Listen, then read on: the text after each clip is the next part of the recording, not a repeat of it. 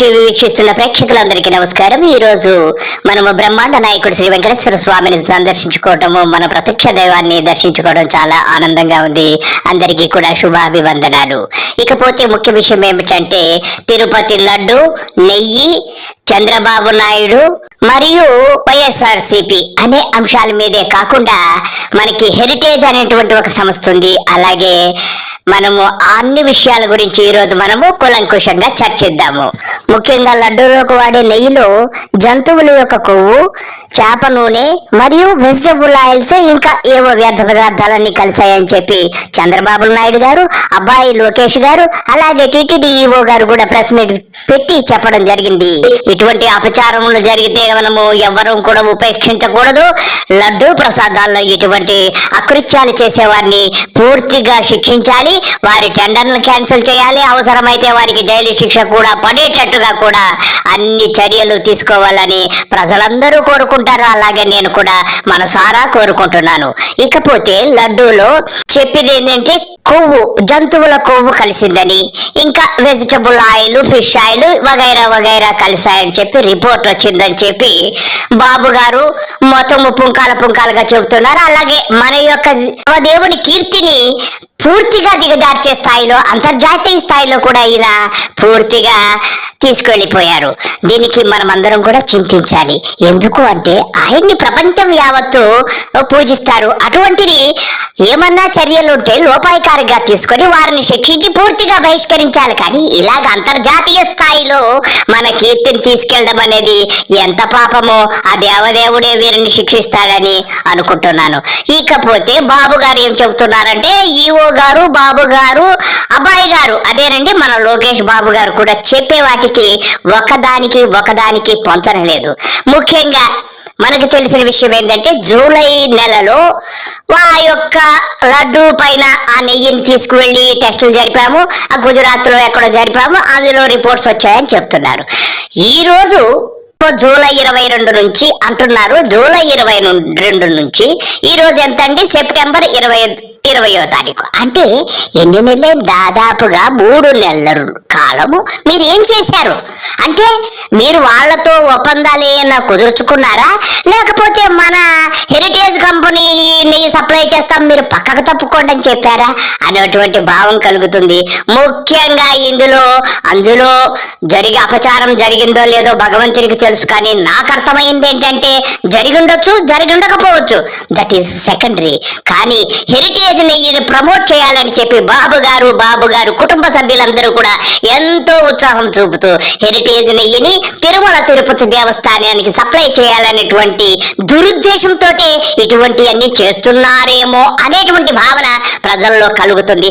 తప్పకుండా ఇప్పుడు కూడా నేను చెబుతున్నాను, అటువంటి అకృత్యాలు జరిగితే తప్పకుండా అది ఏ సంస్థ అన్నా కానీ, వైఎస్ఆర్సీపీ కానీ, ఇంకొకటి బీజేపీ కానీ, ఎవరిదైనా కానివ్వండి, దానికి సంబంధించిన వాళ్ళు ఎంత మంది ఉంటే అంతమందిని పూర్తిగా శిక్షించాలి.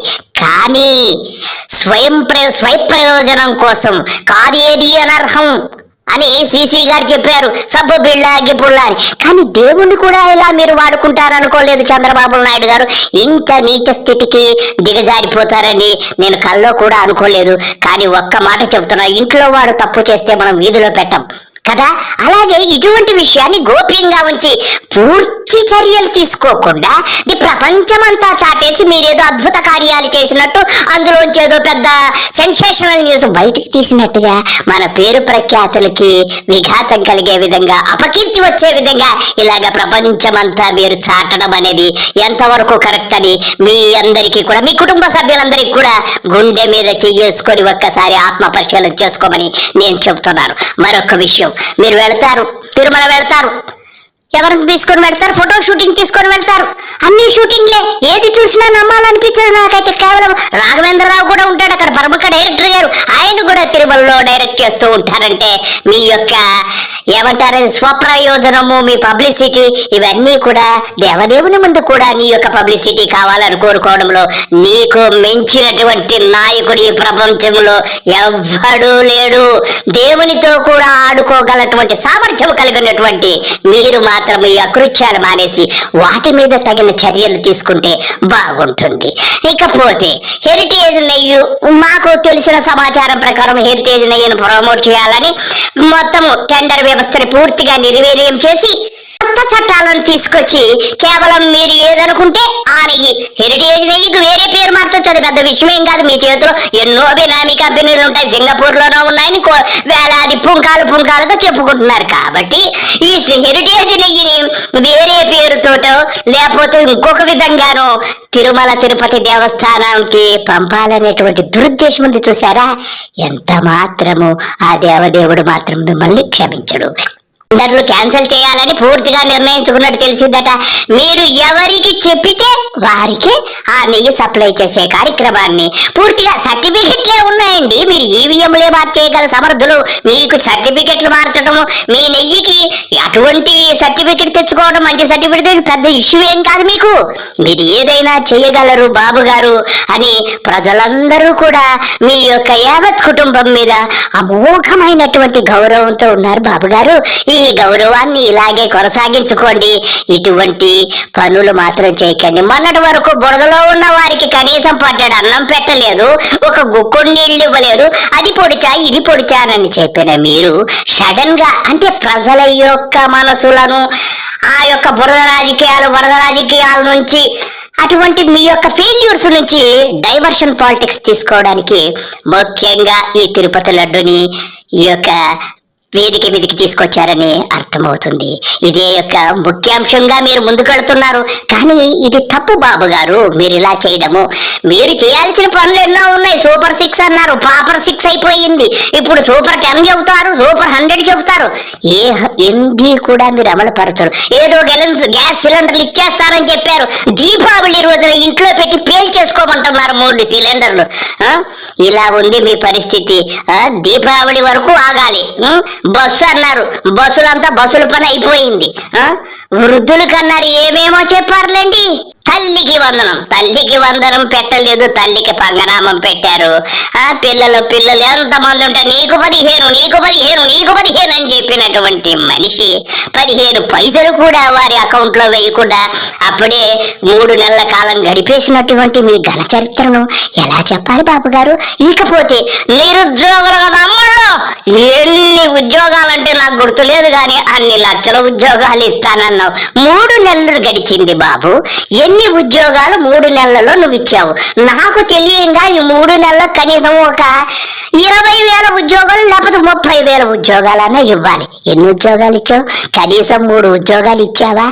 ఇవన్నీ మానేసేసి ప్రజల యొక్క మైండ్ సెట్ మార్చడానికి ఏంటి నీ యొక్క బుద్ధిని చాటుకోవడానికి ఇలాగా నువ్వు ప్రజల మైండ్ సెట్ మార్చడానికి ఇది డైవర్షన్ పాలిటిక్స్ అంటారు కదా, అలాగే ఈ పాలిటిక్స్ అంతా కూడా డైవర్ట్ చేస్తూ ప్రజల యొక్క మనోభావాలని మరో విధంగా మార్చేసి అబ్బా బాబు గారు అనేటట్టుగా మార్చుకోవాలని నీ తపనని నాకు బాగా అర్థమైంది. కానీ నీకొక్క మాట చెప్తారు బాబు గారు, దయచేసి మీరు ఎన్నన్నా చెయ్యండి, ఎన్ని స్కాములన్నా చెయ్యండి, కానీ దేవదేవుని జోలికి మాత్రం వెళ్ళకండి. ఎందుకంటే అది అపచారం అయిపోతుంది. మీరు వృద్ధిలోకి రారు. దయచేసి ఈ ఒక్క విషయాన్ని దేవదేవుని విషయంలో మీరు కాసింత సమన్వయం పాటించండి. మన కీర్తి ప్రతిష్టలను అంతర్జాతీయంగా తీసుకెళ్లిపోయి వేదికలు ఎక్కేసి లడ్డు కల్తీ అయిపోయింది అయ్యి బాబోయ్ అని గగ్గోలు పెట్టి అంతర్జాతీయంగా ఉన్నటువంటి భక్తులందరినీ కూడా మనోభావాలు దెబ్బతీసి వారిలో దుష్ప్రచారాన్ని చేసి మీరు హెరిటేజ్ ఫుడ్ని ప్రమోట్ చేసుకోవాలంటే ప్రమోట్ చేసుకోండి, మాకు అభ్యంతరం లేదు. చక్కటి నెయ్యి ఏదైనా కానీ ఆ లడ్డు ప్రసాదానికి సముచితమే. మీరు ఎలా కావాలంటే అలా చేసుకోండి. హెరిటేజ్ ఫుడ్ అర్జెంట్ గా ప్రమోట్ చేసుకోండి. కావాలంటే 5,000కు కేజీ కూడా తిరుమల తిరుపతి దేవస్థానానికి అమ్ముకొని చక్కగా క్యాష్ చేసుకోండి. కానీ ఇలా ప్రజలతో ఆడుకొని వెంకటేశ్వరుని ఆయన నమ్ముకున్న భక్తులను, ఆయన ప్రేమించే భక్తులందరినీ కూడా కించపరచడము, వారి యొక్క మనసులు గాయపరచడము, ఇది అంతర్జాతీయముగా మీరు అపకీర్తిని తెచ్చిపెట్టడం తప్ప దేవదేవునికి చేసింది ఏమీ లేదు. మీ కుటుంబము యావత్తు ఇలా చేస్తే ఆయన యొక్క ఉగ్రతకు తప్పకుండా పాత్రలవుతారని మీకు, మీ కుటుంబానికి, మీ మంత్రివర్గానికి, మీ యొక్క ముఖ్యంగా మీ పార్టీ నేతలందరికీ కూడా విజ్ఞప్తి చేస్తున్నాను. నేనే పార్టీకి సంబంధించిన వాడిని కాదు. ప్లీజ్ ఇది అర్థం చేసుకోండి. అందరికీ నమస్కారము. బాయ్.